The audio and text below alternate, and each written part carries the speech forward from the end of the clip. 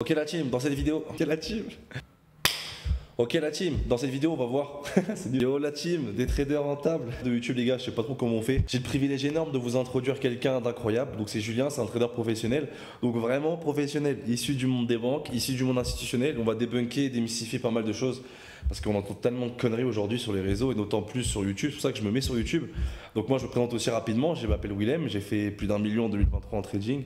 Donc voilà, je m'autoproclame le trader le plus incompétent millionnaire, je le dis ouvertement, parce que moi j'utilise uniquement un code couleur et des algorithmes ou de gens vraiment compétents. Donc vraiment, moi je suis pas un expert en trading. Pourtant, je pense que je peux mettre à l'amende énormément de monde parce qu'ils n'ont pas mes résultats, ils habitent pas dans un penthouse comme moi, alors que je fais pas d'affiliation. Vous avez vu, j'ai personne sur YouTube. Donc voilà, je me lance avec toute honnêteté, avec toute simplicité, en toute authenticité. Je vais vous partager vraiment ce qui a fonctionné pour moi parce que je pense que ça mérite le détour.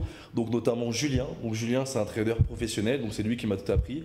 Je l'ai harcelé quelques années pour pouvoir travailler avec lui parce que je l'ai connu en fait. Donc voilà, je l'ai connu grâce à un trade. Il a fait un trade, il a gagné plus de 100 000 dollars, donc 100 000 euros sur le Bitcoin à l'époque en 2017. Donc je vais vous mettre l'exemple du graphique où il y avait toute cette chute. Et en 2017, tout le monde était bullish, hein. En 2017, tout le monde disait ça y est, Bitcoin, tac, tac, tac. Lui, il a mis vraiment de court la communauté trading. C'est moi dans ces années-là que je me suis intéressé au trading. Donc, ça fait quelques années maintenant, en 2025, ça fait plus de 8 ans. Et en fait, voilà, je l'ai vu là-dessus, je l'ai connu là-dessus, et je suis resté en contact avec lui. Donc petit à petit, hein, il a connu mon père, je le connais aussi personnellement, et j'ai tenté en fait à travailler avec lui durant des années. Vraiment pendant des années, j'ai tenté à m'approcher de lui, et c'est ce qui s'est passé avec les indicateurs que j'utilise, la méthode que j'utilise, qui m'a fait gagner vraiment beaucoup d'argent, et on est plus de 200 membres à l'utiliser aujourd'hui. Et ça vient juste de commencer et je suis vraiment super content. Donc je vais pouvoir vous l'introduire. Il va expliquer pas mal de choses. Donc on va démystifier pas mal de choses sur le trading, notamment qu'est-ce qui se passe en vrai sur les banques, qu'est-ce qui se passe à l'intérieur d'une banque. Je les vois, les grandes méchantes banques. Il y a des mecs qui pensent qu'avec une bougie sur un graphique, ils vont pouvoir savoir ce qui se passe avec les banques. Les banques ne spéculent pas déjà. Donc Julien me l'a appris. Un milieu qui est assez occulte. Parce que le milieu des banques, en fait, il est vraiment occulte, on ne sait pas ce qui s'y passe, on ne comprend pas. Et Julien, il va vraiment vous expliquer tout ça. Et aussi pourquoi on en est sorti, pourquoi aujourd'hui il est trader discrétionnaire. Donc un trader discrétionnaire, c'est ce qu'on appelle un trader particulier. Pourquoi il est passé d'autre côté. Et pourquoi c'est intéressant d'écouter l'avis de réels experts qui ont travaillé dans le monde des banques, qui ont eu des résultats et qui aujourd'hui sont sortis et ont créé leur propre méthode de trading. Donc quelque chose qu'on ne voit pas du tout sur les marchés à l'heure actuelle parce que tout le monde utilise les mêmes méthodes, que ce soit ICT, voilà, je ne vais pas revenir sur tout ce qui existe, Smart Money Concept, les mêmes indicateurs, les mêmes trucs, les mêmes algos, les mêmes strats, encore et encore et encore et encore et encore et encore, et on obtient toujours le même résultat. Donc 95% des gens, ils perdent 95% de leur investissement en moins de 3 semaines. Donc je pense qu'il y a un problème, au moins de 3 mois. Donc c'est quelque chose de carrément fou. Et aujourd'hui, on est là pour démystifier tout ça, apporter une vraie stratégie qui fonctionne. Donc je vais mettre des exemples, parce qu'on va parler beaucoup de trading, et je vais mettre des exemples qui vont vous permettre d'illustrer, de comprendre vraiment tout ça. Je ne vais pas tout illustrer non plus, ça va être une vidéo qui va être assez complexe. Dites-moi si ça vous intéresse de voir certaines vidéos dans ce style-là. Moi, je vais faire aussi pas mal de daily reviews, il y aura vraiment pas mal de choses. Donc je vous invite vraiment à rester connecté, à vous abonner à la chaîne, parce que je vais envoyer pas mal de contenu comme ça, pas mal de trucs sympas. Et surtout, voilà, je viens de commencer. Moi, j'ai même pas 100 abonnés sur YouTube.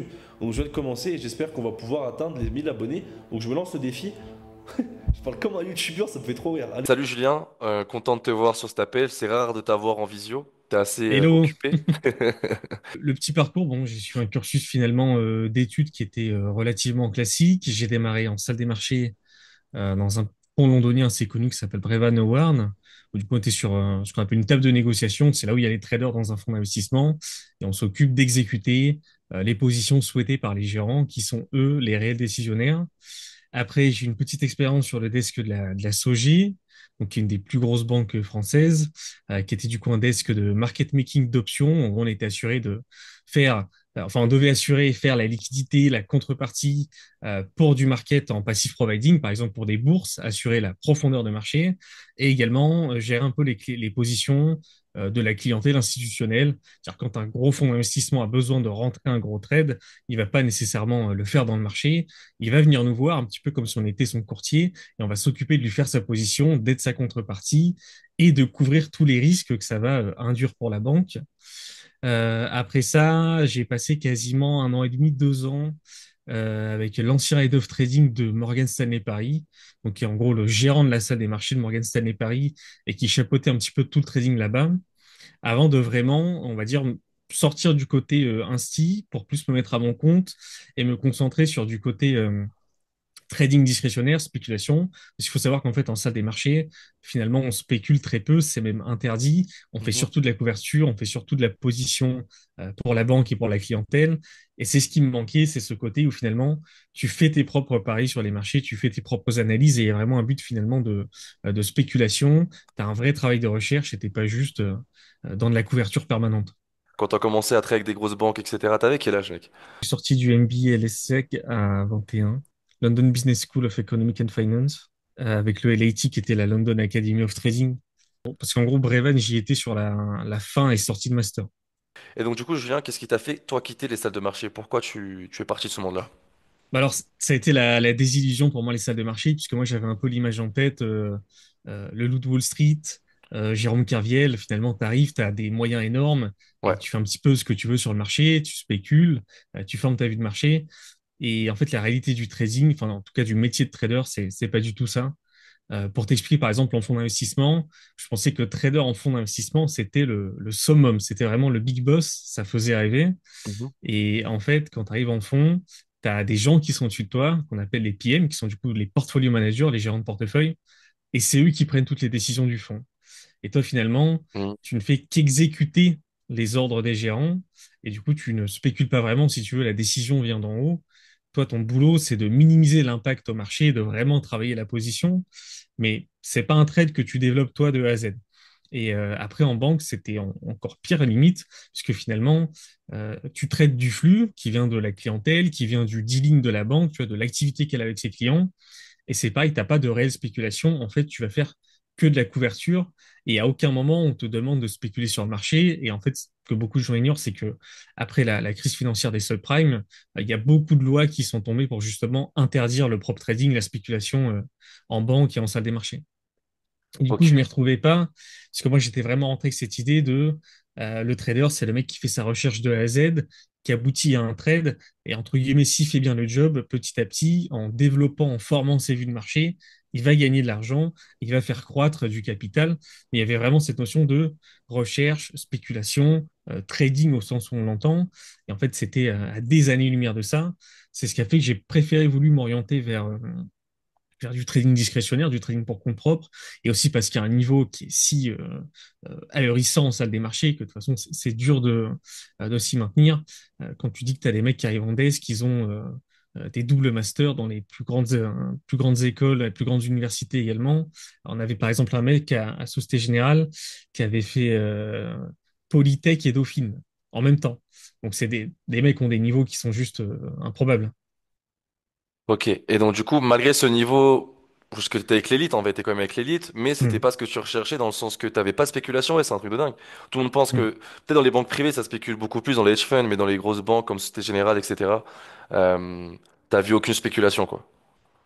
Non, en fait, si je t'explique simplement, imagine que toi, tu es le fonds d'investissement Réfé Capital, tu Ouais. as besoin d'acheter une grosse position ou alors un produit peut-être un peu particulier qu'on va te mettre en place. Et tu vas pas le faire dans le marché comme tout le monde, comme un particulier ou comme nous. Tu vas venir me voir et nous, au sein de la banque, on va te mettre sur pied ta position. Mhm. Et savoir que les positions qu'on va te faire, en fait, tu as plusieurs risques parce que tu vois, c'est des produits comme les futurs. En vrai, ça va t'exposer à la façon dont le sous-jacent va bouger. Par exemple, ton CAC 40 ou ton S&P 500. Après, selon les produits plus ou moins complexes que tu fais, tu as d'autres notions qui rentrent en jeu, Mhm. comme de la volatilité, du temps, etc. Et nous, notre job, c'est de ne prendre, entre guillemets, aucun risque. Le cœur de métier en banque, c'est qu'on va te faire Mhm. ta position, on va te mettre des frais, des fees pour le fait qu'on te fasse cette position dans le marché, le fait qu'on soit ta contrepartie. Et nous, le job, c'est de se couvrir sur toute la durée du deal pour que justement, peu importe si le marché monte ou le marché baisse, D'accord, ok. nous, on gagne pas, on perd pas, on s'en moque que toi tu gagnes ou que tu perdes, on n'est pas contre toi, juste on te met notre com, on fait notre pause et on couvre tout le reste. Et du coup, tu es dans cette pure logique en fait mathématique où t'as même pas de graphique en fait littéralement, en ce sens que quand ton book, ce qu'on appelle le book, qui est du coup ton portefeuille de position dans la banque, tu as 5 ou 6 000 trades dedans. sur tous les niveaux de marché possibles, sur plein d'échéances temporelles différentes et sur différents paramètres de sensibilité, fait qu'un graphique te servira à rien.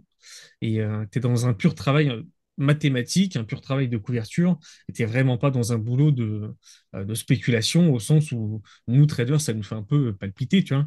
Ouais. Ok. Non, c'est top ce que tu dis, parce que je pense qu'il y a beaucoup de gens qui l'ignorent. Merci pour tes précisions, en tout cas, c'est super intéressant. J'espère qu'on aura le temps d'en reparler encore sur d'autres appels. Non, c'est pourquoi tu es arrivé à créer des indicateurs. C'est quoi ton parcours, du coup, après, dans le Hmm. trading discrétionnaire? Comment tu en es arrivé là? En fait, quand j'ai voulu vraiment prendre ce virage du discrétionnaire et me dire, ben voilà, je vais essayer de faire ma carrière dans le prop trading, dans la spéculation, euh, il y a toujours ce côté réflexion, développement d'une méthodologie, d'une stratégie de marché.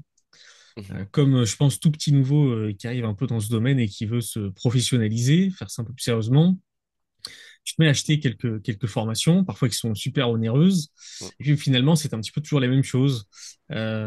C'était toujours assez lacunaire, très visuel, beaucoup d'explications à base de, entre guillemets, crois-moi, ça marche, mais il n'y a pas grand-chose derrière qui me le prouvait. mhm. Et au bout d'un moment, à force d'avoir des résultats en dents de scie, je me suis dit, c'est pas possible. Et visiblement, s'en remettre à la parole des autres, ça marche pas. J'arrive pas à leur faire confiance. Donc même quand la méthode semble un peu fonctionner, comme j'ai pas confiance dans le formateur, ça matche pas. Du coup, je me suis dit, il faut que je développe mon propre système. Et c'est comme ça que finalement, petit à petit, de fil en aiguille, j'en suis venu aussi à développer des indicateurs qui me sont propres, qui répondaient à moi des problématiques et des besoins que j'exprimais, que je ressentais sur les marchés. Et j'ai toujours eu cette logique de, si tu te dis qu'en France, le gendarme de la bourse nous dit que 90% des particuliers à peu près perdent en bourse, moi, je me dis, je ne pourrais pas m'extraire de ces 90%-là si j'ai les mêmes outils et les mêmes façons de faire qu'eux. Parce que je ne suis pas la lumière des galaxies. Il n'y a pas de raison que je sois plus intelligent que les 90 mecs qui se sont plantés avant. Donc, il faut que j'innove et que je fasse quelque chose différemment, que j'arrive sur les marchés avec quelque chose d'autre. Et d'où l'idée, petit à petit, de réfléchir à des outils, de développer des outils, des indicateurs qui me permettaient d'arriver justement avec une autre vision du marché et une autre façon un peu d'aborder, de traiter la donnée. Créer des outils, je reviens là-dessus, mais Mm. c'est quelque chose qui est pas anodin. Aujourd'hui, comme tu l'as dit, tous ceux qui vendent des formations sur Internet, tout ce qu'on peut voir, bah, c'est des personnes qui utilisent les mêmes outils, qui font les mêmes choses, support, résistance, Fibonacci. Après, il y a le Smart Money Concept, ou je sais plus comment ça s'appelle, je crois que c'est ça, hein. Mm. Smart C'est Money ça. Concept, il me semble. Il y a plein de choses qui sont arrivées et que, bah, je suis d'accord avec toi, des fois, ça sent le vendeur de fumée, quoi. Mais, Mm. comment t'en es arrivé là? Moi, j'ai pas compris vraiment le fait de se dire, ok, moi je trade pour moi tout seul, j'ai des connaissances, comme on a vu, t'es un monstre par rapport à ton passé, mais t'as quand même eu des résultats en dents de scie, donc ça prouve que, parce que moi je Mm. t'avais connu à l'époque avec un trade en 2017 où t'avais pris énormément d'argent sur le Bitcoin, où t'avais affolé Ouais. à peu près Mon toute la short, communauté trading française, quoi. Ouais, c'était incroyable. C'était incroyable. Donc t'avais quand même des super résultats, mais malgré que les super résultats que t'avais, pour toi, ça convenait pas au niveau où tu voulais aller. Donc c'est quoi le processus pour les personnes qui vont commencer, qui sont complètement débutantes et qui vont aller peut-être à des traders rentables? Est-ce que tu penses déjà avec ton parcours et les outils que tu as créés, est-ce que c'est possible qu'un débutant il puisse devenir rentable en utilisant uniquement les indicateurs ou il va lui falloir d'autres outils par la suite, d'autres compétences? en fait, il va lui falloir surtout, je pense, beaucoup de temps. Mhm, Parce que les indicateurs, entre guillemets, sont rentables en ce sens que moi, je traite avec et j'ai un track record qui montre que c'est rentable et que je gagne sur les marchés mhm, depuis plusieurs années et pas sur un Excel. Mais l'indicateur lui-même, ça reste finalement qu'un ouais. indicateur. Il nous permet de réexprimer une donnée d'une certaine manière. Ça dispensera jamais de se former correctement au marché, de comprendre un peu les logiques qui vont sous-tendre certaines classes d'actifs. Tu vois, un euro-dollar, ça n'a pas du tout le même comportement qu'un S&P 500, par exemple. C'est pas du tout la même structure derrière. C'est pas du tout les mêmes logiques, les mêmes sensibilités. Donc, l'indicateur, entre guillemets, c'est un gros raccourci. Il évite aussi finalement, comme c'est assez visuel, ça évite beaucoup d'erreurs, ça fait un point de repère, un point d'ancrage, mais ça ne va pas dispenser quand même d'une bonne compréhension du market. Et après, c'est des outils, j'ai envie de te dire, qui sont assez spécifiques, en ce sens que souvent, je trouve les gens ont un peu un process qui est à l'envers, c'est-à-dire on met une soupe d'indicateurs ensemble jusqu'à trouver un truc qui a l'air de fonctionner à peu près. Et en fait, d'un point de vue quantitatif ou développement, c'est le pire truc à faire. Parce que tu vas faire une espèce de soupe, un gloubi-boulga, qui n'a pas vraiment de pertinence. juste visuellement, ça a l'air de matcher, mais si tu fais des backtests assez poussés, tu te rends compte qu'il n'y a pas réellement de edge et que ta super méthode, en fait, ça revient à peu près à jeter une pièce en l'air à chaque trade. Et moi, je suis assez partisan de cette théorie de dire, soit tu as un outil ou une stratégie, on peut le systématiser à beaucoup de choses, hein. Soit tu as un outil, une strat qui est très bon sur, on va dire, un domaine, un champ d'expertise et qui sera pas top pour les autres. Soit tu Mhm. as un truc qui est moyen partout, mais qui est du coup aussi médiocre partout. C'est pour ça que j'ai plusieurs outils vraiment séparés, ségrégés. C'est parce que j'en attends pas les mêmes choses. Ils sont pas là pour répondre aux mêmes problématiques. Et si je veux qu'ils soient efficaces, il faut qu'ils soient entre guillemets dédiés à une seule chose. Tu vois, par exemple, le quant shoot, il a un rôle bien précis et on va pas le tordre dans 50 directions différentes pour faire et les signaux et l'analyse macro et l'analyse technique et ci et ça. Voilà. Il a vraiment un rôle bien restreint dans la stratégie, de nous renseigner sur ce que fait le marché, un petit peu sur la viabilité de la tendance et du mouvement, sur la dynamique des cours. Et entre guillemets, ça s'arrête là. Pour ce qui est par exemple du timing, on va aller s'appuyer sur d'autres outils. Pour ma part, depuis plusieurs mois maintenant, j'utilise uniquement le CountShoot et GDX. On fait du 70% en n'importe quel unité de temps sur n'importe quel actif. Et je trouve ça assez incroyable. Donc tu peux tout à fait être rentable uniquement avec les indicateurs. C'est juste que j'ai tendance à mettre des standards assez élevés, en ce Mhm. sens que si tu veux en faire ton activité principale et que euh, finalement ton avenir repose un petit peu sur ça, ton avenir financier, mais du coup aussi celui de ta famille, il faut Ouais, quand même se donner les moyens de se sécuriser un maximum. C'est ouais. pour ça que je dis toujours le simple côté technique graphique, c'est un bon début, ça donne une partie de l'information, mais après il y a d'autres choses. Tu vois, par exemple, il faut pas mal creuser tout ce qui est côté risk management, optimisation, un peu de compréhension fondamentale pour pas se faire happer dans des mouvements dont tu saisis pas trop la portée ou les raisons.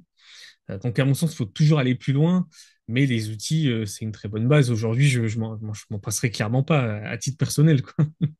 Et tu t'attendais à ça? Dernière question que j'ai sur les outils, est-ce que tu t'attendais à ça? Est-ce que tu t'attendais à avoir autant de résultats là-dessus? Ou tu savais sur ce que tu allais? Ou tu pensais que ça allait être pire? Ou... Parce que ça met quand même 5 ans à 7 ans de développement de ce que je sais. Ouais. Donc, qu'est-ce qui te fait penser que c'est fini? Est-ce qu'il n'y aura pas des nouvelles versions? Peut-être qu'il y aura des nouvelles versions. Hmm. Comment tu vois le truc? Je m'attendais à moins bien, honnêtement. Je m'attendais pas à avoir quelque chose d'aussi pertinent, d'aussi facile à prendre en main, puisque c'est aussi ça l'avantage de ces outils, c'est que le visuel est assez simple à saisir. Je m'attendais à moins bien, honnêtement. Donc j'étais plutôt agréablement surpris de voir ça. Dans les backtests, ça se tenait. C'est pas des stats à 90%, mais en fait, c'est des stats plutôt honnêtes à 70, 75%, par exemple, sur le quant shoot. Donc c'est assez fiable pour pouvoir s'en servir pour justifier qu'il y ait réellement un edge et un intérêt à avoir cet outil sur son graphique. Alors que par exemple, quand tu fais une régression linéaire d'un RSI, tu te rends compte que c'est du 50-50 en permanence. Il n'y a pas de réelle corrélation entre les valeurs de RSI et les returns que tu vas constater, enfin les mouvements que tu vas avoir sur ton actif. Moi, je pousse toujours mes backtests assez loin pour vraiment essayer de vérifier que j'ai quelque chose de pertinent entre les doigts et que c'est pas juste, on va dire, un coup de chance, tu vois, une heureuse distribution statistique. Et pour ce qui est de les améliorer, quand j'aurai de nouvelles idées, peut-être oui, mais pour l'instant, j'ai pas eu de nouvelles idées qui permettent de les améliorer sans dégrader justement ce côté spécialisé qu'ils ont. Et malheureusement, les quelques idées que j'ai, ça les amène vers d'autres champs de compétences et ça les rend, à mon sens, peut-être un peu moins pertinents sur le domaine pour lequel ils étaient faits au départ et sur lequel ils sont très bons et très puissants. Après, si, en utilisant uniquement les outils, si tu respectes que ça, une personne, elle peut être rentable. Parce que c'est des mathématiques, en fait, c'est des maths. Ouais, ouais. Bah, moi, après, je dis toujours qu'il faut plus pour pousser les gens à se Hmm. bouger. Mais il y a les quelques personnes Mhm. qu'on a un peu accompagnées sur les outils. Bah, c'est autant de preuves de personnes qui, en fait, arrivent à gagner uniquement avec ça. C'est clair. Moi, j'ai des mecs qui te passent des comptes propres firmes avec ça, en utilisant Mm. uniquement cette méthode qu'ils ont appris en 5 minutes, qui est hyper simple à appliquer. Donc, moi, je me dis, au final, voilà, comme tu l'as dit, les gens ne seront pas traders parce qu'ils connaissent rien. À part s'ils connaissent cette méthode, c'est déjà super, mais c'est un bon début, mais ça fera pas d'eux des traders, si on est d'accord. Comment tu l'utilises? À quel degré il est important dans ton trading? Dans le procès, je pars toujours d'une vue macro, d'une vue fondamentale, qui m'aide, si tu veux, à identifier, cerner les grands enjeux de marché, les problématiques, les catalyseurs potentiels, c'est-à-dire ce qui peut faire bouger le marché, que ce soit à la hausse ou à la baisse, puisque finalement, c'est ça qui fait vraiment bouger les gros acteurs, les gros géants. Donc c'est pour ça que je veux toujours avoir un œil là-dessus pour essayer d'être plutôt dans le bon sens du flux, quoi. Et Mhm. après, j'ai ce que j'appelle justement l'analyse des flux. où là, je m'éloigne un peu du côté fondamental, du côté Mhm. économique, et je vais plus regarder, tu vois, par exemple, comment les différentes classes d'actifs ont évolué ces derniers temps. Donc, ce qui se passe, est-ce qu'il y a des disparités entre les États-Unis, entre l'Europe, dans des secteurs, puisque tu as des secteurs plus ou moins offensifs, plus ou moins défensifs, et selon qui bouge et comment, ça n'a pas les mêmes implications de marché. Et forcément, par rapport à la vue économique, la vue macroéconomique que je forme, je m'attends à retrouver certaines dynamiques dans les actifs. Tu vois, si ton opinion, c'est que c'est la crise, que tout va mal et que tout va s'effondrer, et qu'en fait, tu as des secteurs boursiers, des secteurs, ce qu'on appelle offensifs, des secteurs à risque qui font que monter, c'est que clairement, le marché n'est pas du même avis que toi. Et il y a plus de chances que le marché ait raison que toi. Mhm. Donc j'essaie de valider, tu vois, que les choses s'emboîtent dans ce sens-là. Et quand j'ai validé ce côté-là, c'est là que je m'intéresse à l'analyse technique. Et du coup, c'est là que les indicateurs arrivent pour justement filtrer, affiner le timing et m'assurer de rentrer correctement sur le marché en optimisant un petit peu mon point d'entrée, ma position. Et en termes de timing, ça me valide aussi le fait que je me place dans le bon sens. Là Ok, où excellent. je peux avoir un avis très très haussier sur, admettons, le S&P. Si en fait sur tes indicateurs techniques, sur ton graphique, il y a tout qui est au rouge, c'est peut-être qu'il y a quelque chose qui t'a échappé et il vaut mieux un peu retarder ta prise de position, le temps de clarifier tout ça. Exactement. J'ai envie de te poser une question parce qu'on me l'a posé souvent. En quoi le count shoot peut être différent d'un Ishimoku pour annoncer la tendance? Bah, déjà, il a rien à voir en termes de, de calcul, des données de volatilité, les dynamiques de comportement de l'actif et finalement surtout des mesures très mathématiques. Là où j'ai pu souvenir de la formule de l'Ishimoku en détail, mais ça a vraiment rien à voir. Et le comportement du quant-shoot est très très différent, en ce sens qu'à la base, c'est un outil qui avait été dev pour du trading algorithmique. Et il était juste là pour dire, voilà, on a un algo où il y a peut-être 8 stratégies dedans, mais ces 8 stratégies, c'est pas bon de les faire tourner en même temps. C'est-à-dire que, par exemple, une stratégie de tendance, il y a parfois certains marchés qui sont en tendance, qui sont favorables à ces stratégies, et il va y avoir d'autres actifs où, en fait, si tu mets en place une stratégie de tendance, tu vas te faire déchirer. Et l'idée de cet indicateur, au départ, de cet outil, qui n'était pas du tout représenté graphiquement, hein, visuellement, c'était de dire, voilà, là, c'est intéressant de déployer telle ou telle stratégie. Là, à l'inverse, il faut plutôt s'abstenir parce que la dynamique de marché ne s'y prête pas. Et c'est un outil qui était assez central pour justement dire, OK, là, on laisse telle stratégie investir, placer des trades.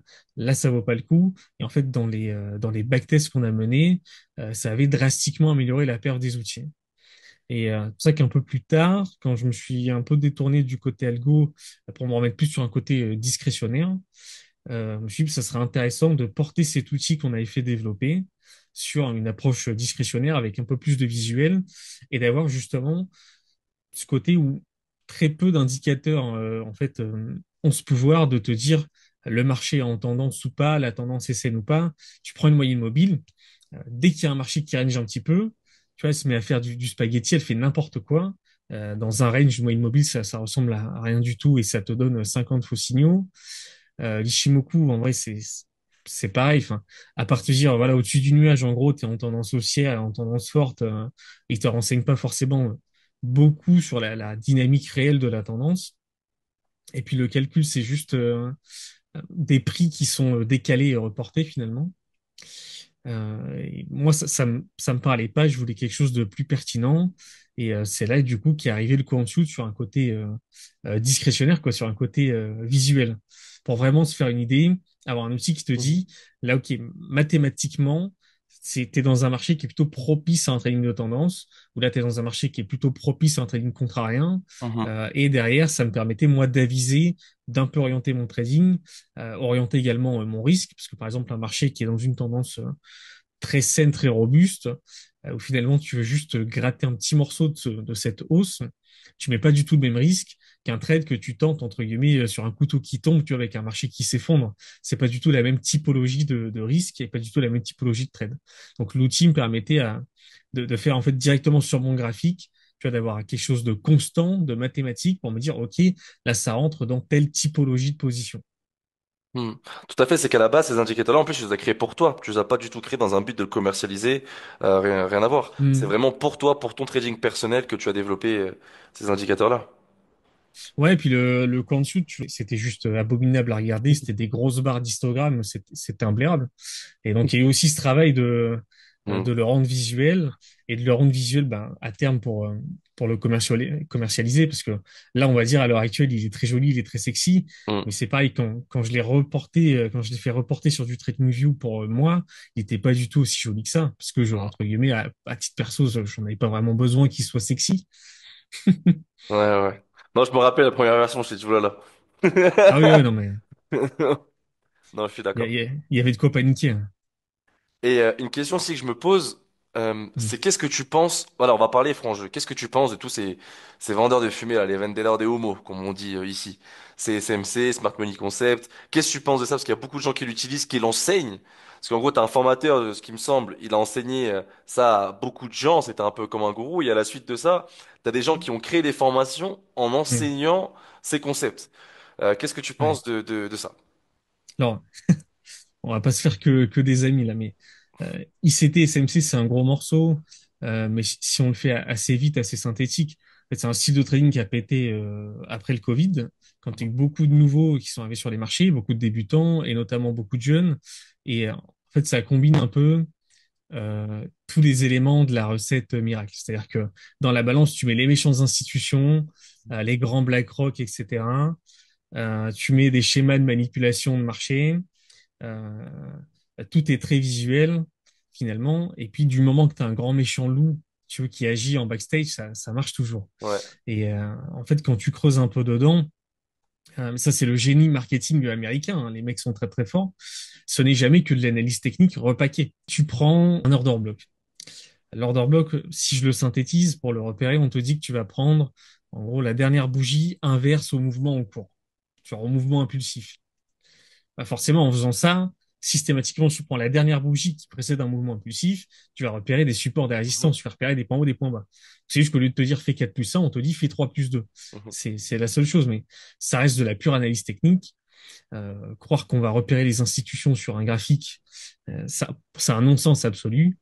Euh, que si tu veux, bon, je vais peut-être pas te faire un quart d'heure sur les SMC, mais on pourrait. Non, Mais moi, ça m'intéresse. Développe, développe si tu peux développer.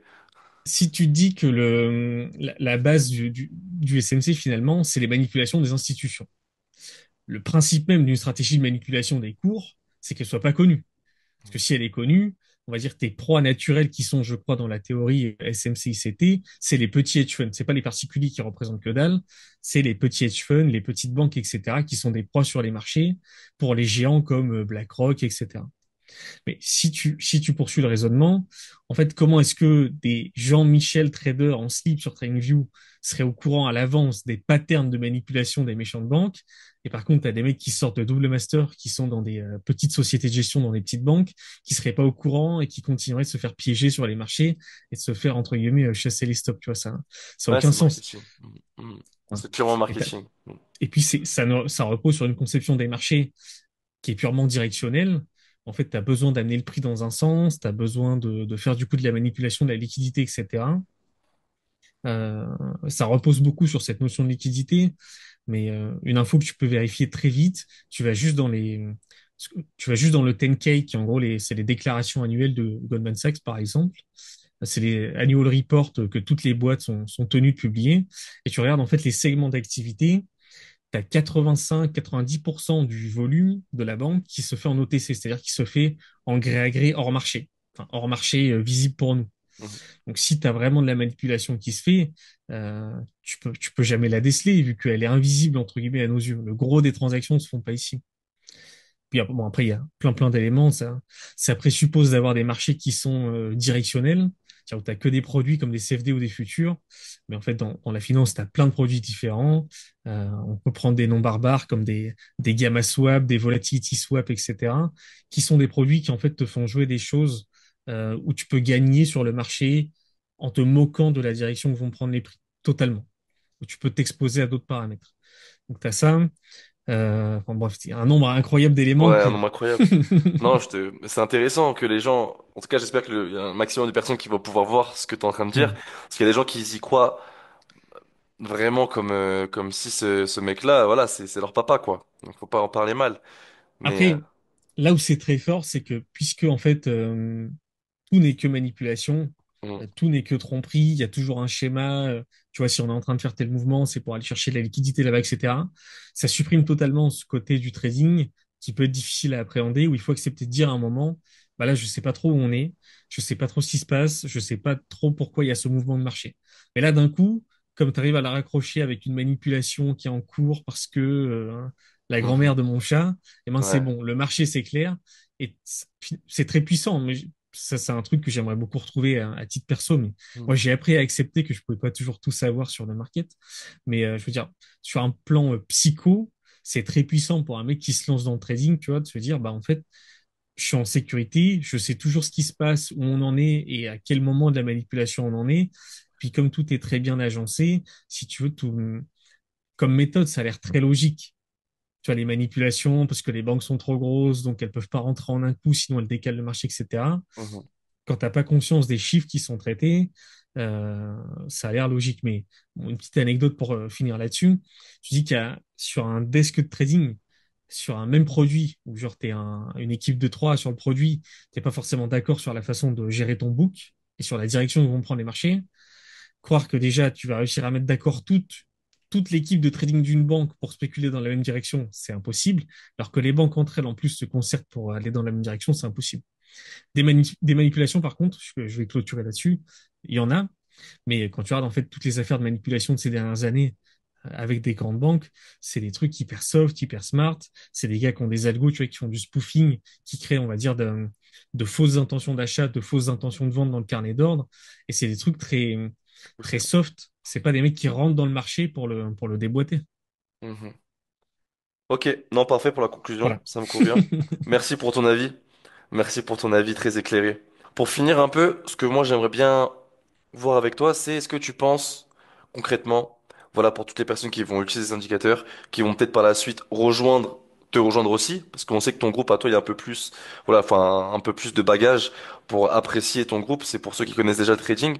Mais en tout cas, est-ce que tu penses que ces personnes-là peuvent s'en sortir et devenir rentables? Qu'est-ce que tu penses de ce projet avec l'effet capital? Et est-ce que tu penses que globalement, des dizaines de milliers de personnes, moi je le vois vraiment de ce niveau-là, je pense qu'il y a des dizaines de milliers de personnes qui pourraient utiliser ces indicateurs et je pense que ça pourrait changer leur trading et leur façon d'appréhender le marché. Parce que Mhm. moi, quand je l'utilise en tout cas, et je le vois avec des yeux vraiment, je me dis, attends, un mec qui connaît rien, moi déjà j'aurais adoré commencer avec ça. Et je me dis surtout que, ok, c'est possible. Là, je vois, je peux apprendre une stratégie gagnante qui est simple et surtout, je vois que je peux être rentable. Moi, je pense que ça peut être une superbe école pour commencer le trading et pourquoi pas devenir après à ton niveau. C'est possible, Mhm.